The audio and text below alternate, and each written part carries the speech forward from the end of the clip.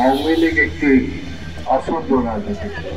শেখ মুজিব এই দেশের দুর্ভিক্ষ সৃষ্টির মধ্য দিয়ে লক্ষ লক্ষ মানুষকে হত্যা করে। তারা জন্মগতভাবে বেশিবাদী স্বৈরাচার। দেশে এবং বিদেশে যে সন্ত্রাসী অবস্থা তৈরি করেছে একটি পলাতক রাজনৈতিক দল,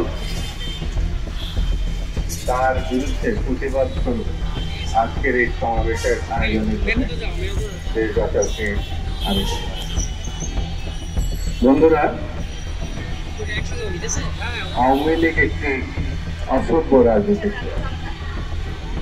আওয়ামী লীগ একটি বর্বর রাজনৈতিক দল। আওয়ামী লীগ একটি ফ্যাসিবাদী চরিত্রের রাজনৈতিক দল। আওয়ামী লীগ যখন ক্ষমতা পায় তখন সে গণতন্ত্রের বিপক্ষে অবস্থান। আওয়ামী লীগ মুখে যা বলে কার্যত তা করে না, যা করে তার বিপরীত কথা সে বলে।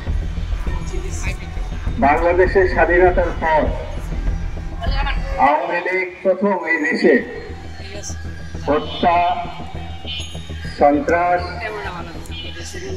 অপহরণ, গুম এই রাজনীতিটা তারা চালু করেছে। তারা রক্ষী বাহিনী বানিয়েছে। 40,000 শেখ মুজিবের জামানায় 40,000 পুলিশ দলের নেতা কর্মী নিহত হয়েছে।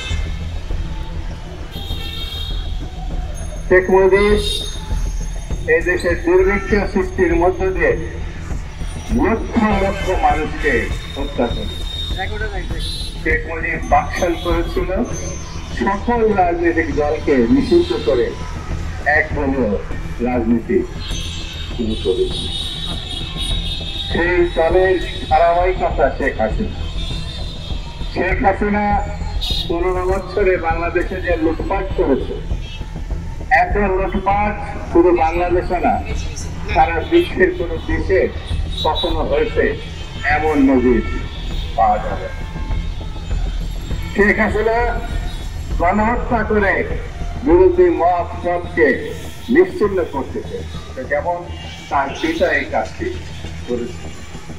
শেখ হাসিনা গুম, অপহরণ মাত্রা অতিরিক্ত করেছিল। আমাদের ইতিহাসে আজ পর্যন্ত ফিরে আসে।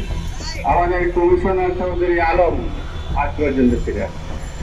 শেখ হাসিনা কত ভয়ঙ্কর দেখুন, আয়নাঘর বানিয়েছে। এই যুগে সভ্যতার বিপরীত যে বর্বরতা, সেটা হচ্ছে আয়নাঘর।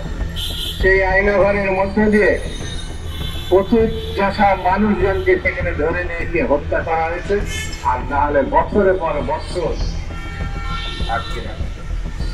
সেই জন্য এই দলটি কখনোই মানবতার পক্ষে ছিল না, কখনোই গণতন্ত্রের পক্ষে ছিল না। তারা জন্মগতভাবে বেশিবাদী স্বৈরাচার। সর্বশেষ নিউ ইয়র্কের যে ঘটনা তারা সৃষ্টি করেছে, তার মধ্যে যে এটা প্রমাণ করেছে 1 বছর পার হলেও তাদের কোনো অনুশোচনা লক্ষ্য করে।